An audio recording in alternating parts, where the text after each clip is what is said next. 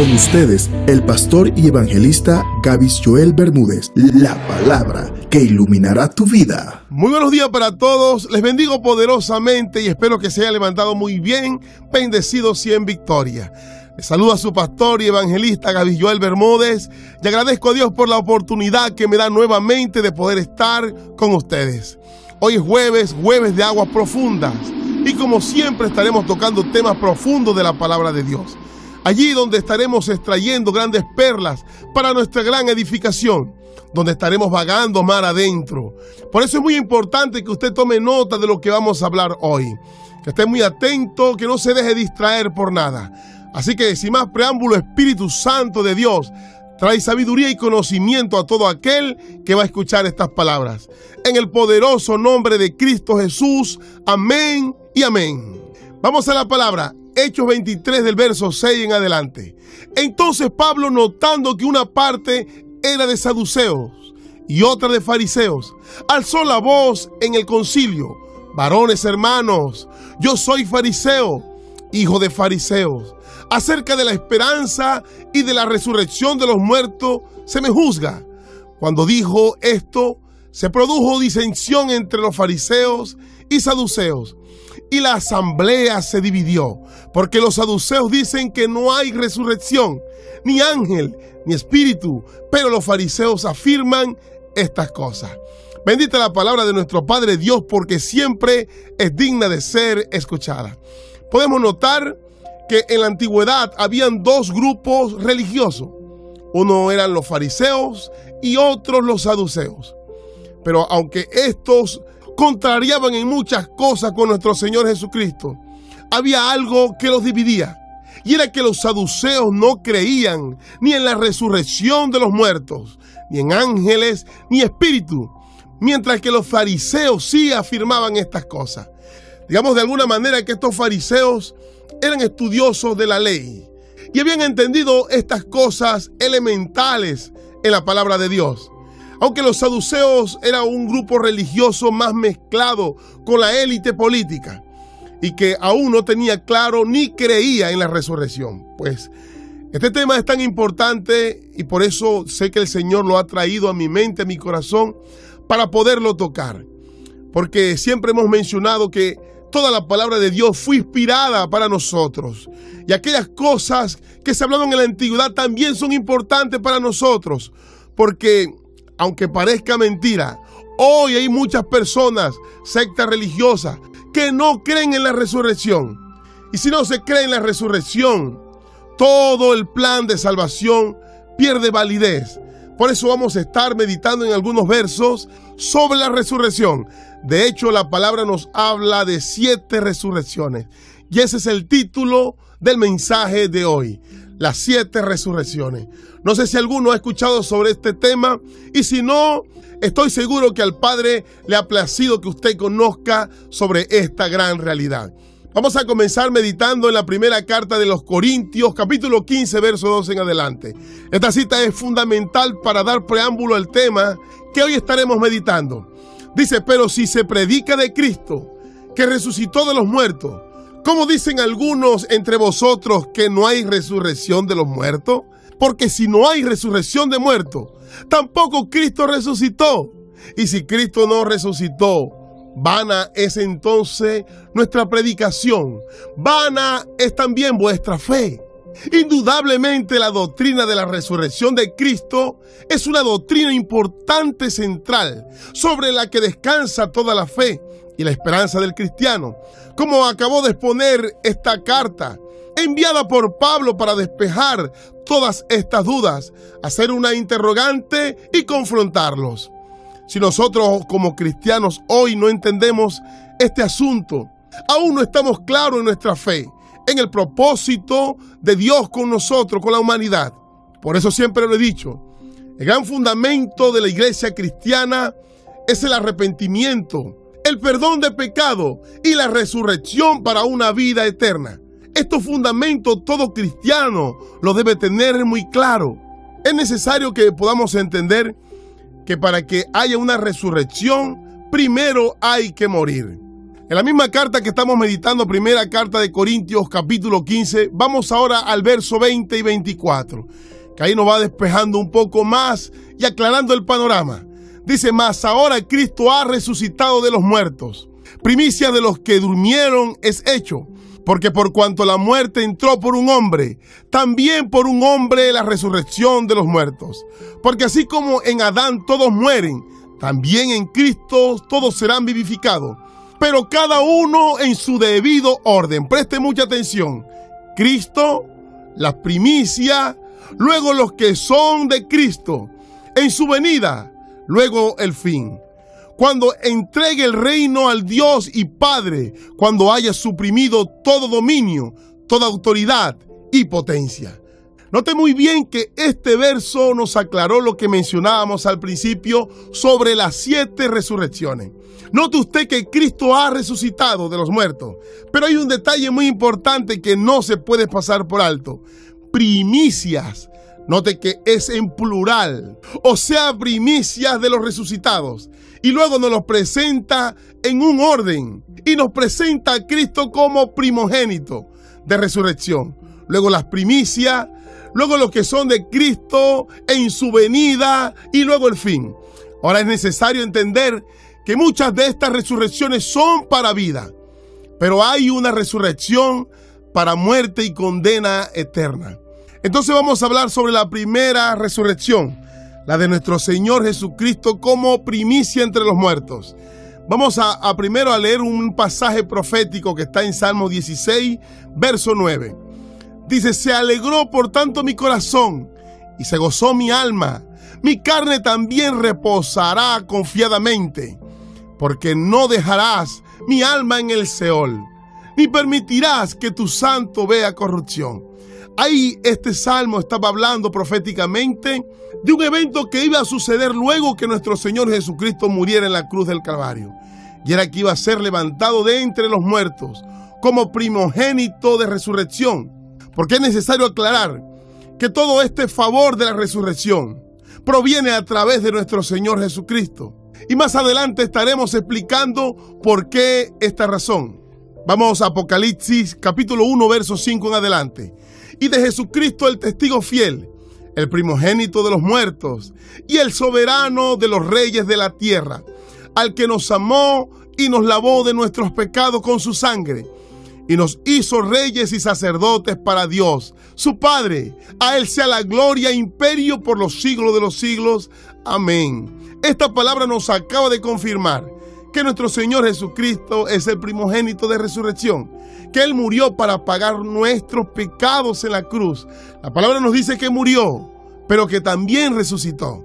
Porque ese era el propósito de nuestro Señor Jesucristo, redimirnos a través de su muerte. Por eso Romanos 4:25 dice: al cual fue entregado por nuestras transgresiones y resucitado para nuestra justificación. O sea, Él pagó la condena de muerte que había sobre nosotros y la firmó con su sangre.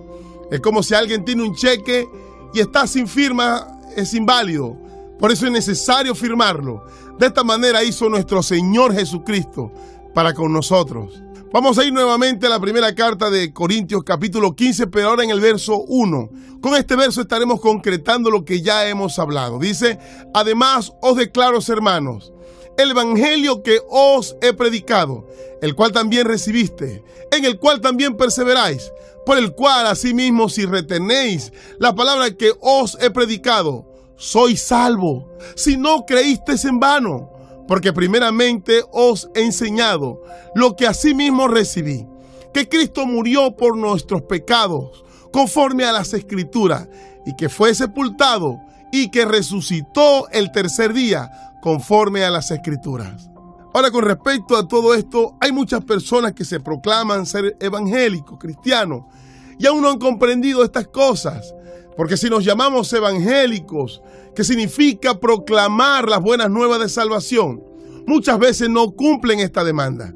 Por eso es tan necesario recibir el conocimiento, instrucciones de la palabra, para que no andemos como ignorantes, sino que conozcamos por qué hemos decidido seguir a Cristo y qué se nos ha demandado. Pero todo esto sucederá cuando verdaderamente comprendamos la estructura básica de lo que hemos creído y del nuevo camino que hemos emprendido. Por supuesto, el camino de vida. Vamos a avanzar porque si no el tiempo no nos alcanza. Nos emocionamos un poco hablando de estas cosas maravillosas. La segunda resurrección que nos presenta la palabra de Dios es de los santos del Antiguo Testamento. Y esto ocurrió para el mismo tiempo de la resurrección de nuestro Señor Jesucristo. Y fue como una prenda según el libro de Mateo. Vamos a Mateo 27:50. Mas Jesús, habiendo otra vez clamado a gran voz, entregó el Espíritu. Y aquí el velo del templo se rasgó en dos. Note muy bien que dice de arriba hacia abajo. O sea, del reino de los cielos hacia la tierra. Y dice, y la tierra tembló, y las rocas se partieron, y se abrieron los sepulcros, y muchos cuerpos de santos que habían dormido se levantaron y salieron de los sepulcros después de la resurrección de él. Vinieron a la santa ciudad y aparecieron a muchos. El centurión y los que estaban con él guardando a Jesús, visto el terremoto y las cosas que habían sido hechas, temieron en gran manera y dijeron verdaderamente, este era el Hijo de Dios. Voy a explicar por un momento sobre esta segunda resurrección de los santos del Antiguo Testamento. Es necesario poder comprender que en los tiempos antiguos, las personas que morían iban a dos lugares. Uno era el seno de Abraham, también conocido como el paraíso, y el otro era el Hades, que es el lugar de tormento. Y todo esto nos lo explicó nuestro Señor Jesucristo cuando narró la historia del rico y Lázaro, ya en Lucas 23:43. No vamos a entrar para no extendernos mucho. Le explico sobre el seno de Abraham. Usted sabe que nuestro Padre Dios hizo alianza con Abraham, que de él iba a levantar su pueblo santo. Y Dios buscó la manera de justificar a este pueblo mediante rituales de sacrificio, que también conocemos como la expiación, donde un animal pagaba la culpa de la persona, porque la palabra dice que la paga del pecado es muerte. Ahora todos los hombres que no eran justificados, que no hacían parte del pueblo de Dios, ya que habían tantas maldades en estos pueblos, iban directamente al lugar de tormento, conocido en la palabra de Dios como el Hades. Todo esto sucedía porque anteriormente las personas no podían llegar al reino de los cielos. A raíz de la muerte de nuestro Señor Jesucristo, dice el mismo verso que se rompió el velo. Entonces, nuestro Señor Jesucristo, bajo una profecía que había sido declarada, dice que Él bajaría a lo profundo de la tierra. Y esto era necesario para rescatar a aquellas personas que se encontraban en el Hades, el primer paraíso. Es por esta razón que después de nuestro Señor Jesucristo, todos aquellos que parten ya no van a este paraíso, sino al paraíso del reino de los cielos. Y esto lo explica Pablo en la carta de Efesios 4:8. Por lo cual dice, subiendo a lo alto llevó cautiva la cautividad y dio dones a los hombres. Y eso de que subió, que es sino que también había descendido primero a las partes más bajas de la tierra. El que descendió es el mismo que también subió por encima de todos los cielos para llenarlo todo. Tercera resurrección, la de los creyentes, o sea, de la iglesia de Cristo. Y voy a explicar esto para que me pueda entender. En el tiempo que vivimos, llamamos a esto la época de la iglesia, o sea, el tiempo de gracia. Y durante este tiempo nosotros somos salvos por el Evangelio. Y esto sucede cuando aceptamos al Señor Jesucristo. Sucede que nacemos de nuevo. Y para que esto suceda, primero tenemos que morir. Por eso resucitamos bajo una dimensión, no de la carne, sino del Espíritu. Gálatas 2:20.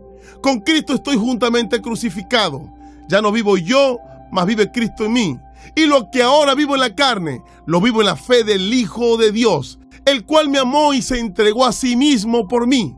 Esto quiere decir que ahora Cristo vive en cada uno de nosotros cuando le aceptamos. Y es entonces cuando viene el Espíritu Santo y se deposita dentro de nosotros.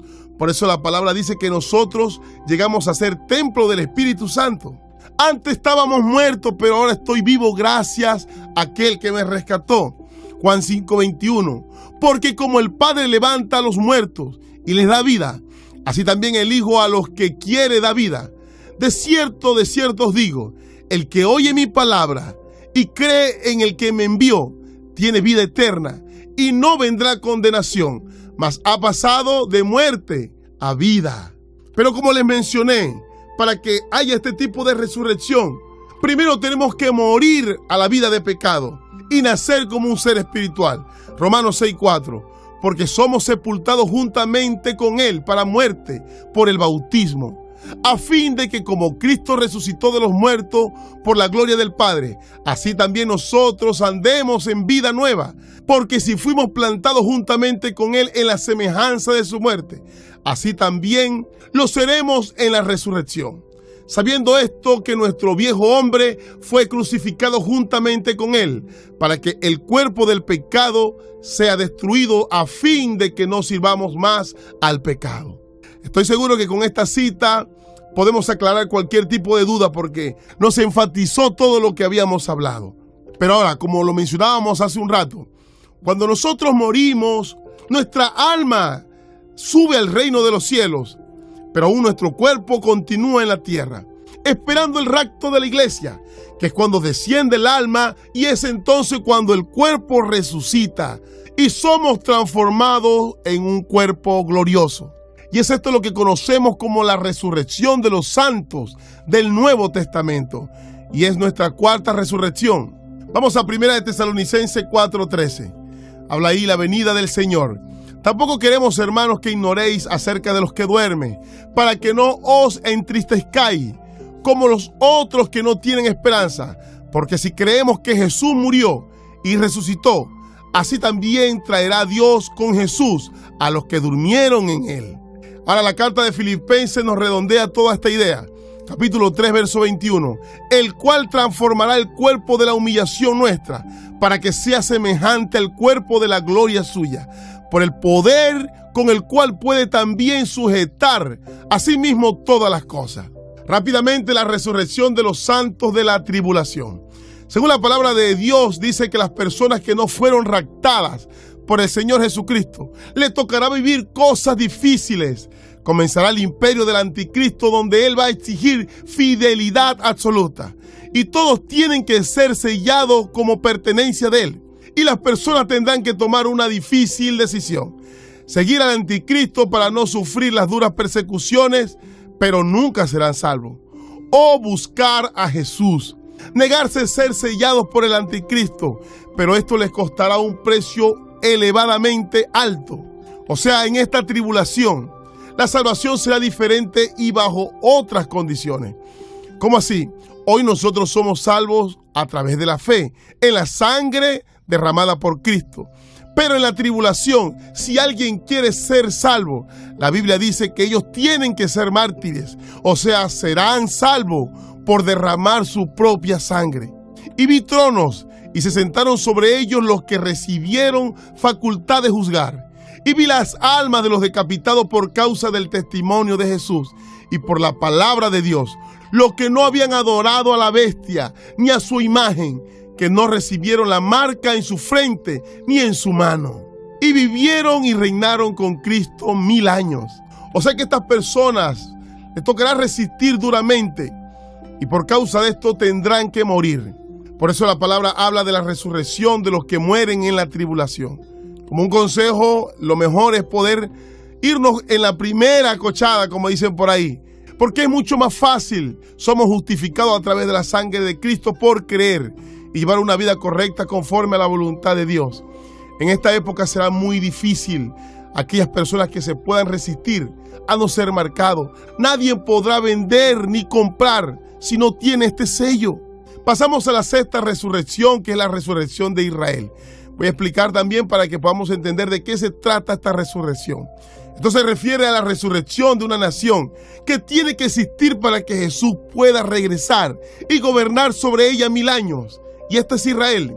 Pero es necesario poder explicarle que esta nación dejó de existir.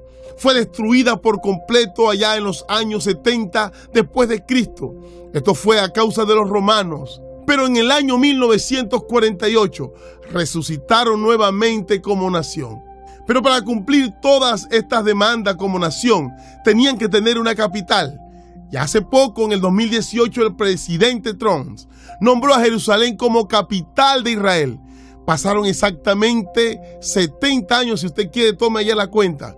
Y en todo esto no hay casualidad. Cuando usted va allá a la profecía de Daniel, entenderá un poco más lo que le estoy hablando. Pasamos a la última resurrección y terminamos. La resurrección de los muertos. Explicamos esto también rápidamente. Después del milenio, Dios va a destruir todo, el mundo y el cielo. Y después va a gobernar a todos en el juicio desde el trono blanco. Todas las almas de los que están en el infierno saldrán para este juicio. Pero primero ellos tienen que resucitar en cuerpo y alma. Y bajo esta condición se presentarán delante de Dios para ser juzgados. Esto lo podemos corroborar en Apocalipsis capítulo 20, verso 11 en adelante. Dice: el juicio ante el trono blanco. Y vi un gran trono blanco, y al que estaba sentado en él, de delante del cual huyeron la tierra y el cielo. Y ningún lugar se encontró para ellos. Y vi a los muertos, grandes y pequeños, de pies ante Dios, y los libros fueron abiertos. Y otro libro fue abierto, el cual es el libro de la vida. Y fueron juzgados los muertos por las cosas que estaban escritas en los libros, según sus obras. Y el mar entregó los muertos que habían en él. Y los muertos y el Hades entregaron los muertos que habían en ellos. Fueron juzgados cada uno según sus obras. Y la muerte y el Hades fueron lanzados en el lago de fuego. Esta es la muerte segunda. Y el que no se halló escrito en el libro de la vida fue lanzado al lago de fuego. No sé si usted comprendió por qué hablaba de la segunda muerte. Es porque ellos, como le explicamos ahorita, fueron resucitados. Los cuerpos de ellos y sus almas estaban delante de Dios, juzgados y echados en el lago de fuego, donde murieron otra vez en su cuerpo y en su alma, quemando en el lago de fuego. Termino con esto tan importante. El conocer esto nos ayuda a afirmarnos cada día más en el propósito de nuestra salvación, de todo lo que Jesucristo hizo como primogénito de resurrección, para que a través de él nosotros también alcanzáramos este privilegio, resucitar para vida eterna. Lamentablemente, todos aquellos que no se encuentren inscritos en el libro de la vida serán lanzados en el lago de fuego. Todo esto es triste. Por eso Dios está hablando con tanta insistencia, porque su palabra dice que no quiere que el impío perezca, sino que pueda ser salvo. Hoy la humanidad no entiende esto, lo desprecia, pero un día, bajo una circunstancia difícil, les tocará entender, a las buenas o a las malas. También bajo esta inquietud, es bueno que nosotros pensemos en nuestros seres queridos que aún no están inscritos en el libro de la vida. Necesitamos evangelizar y entregar las buenas nuevas de salvación, que Cristo murió para que todo aquel que crea en él no se pierda, sino que tenga vida eterna. Espero que haya sido de gran bendición y los dejo porque se nos hizo tarde. Les amo poderosamente en Cristo Jesús y esto fue Lámpara a tus pies.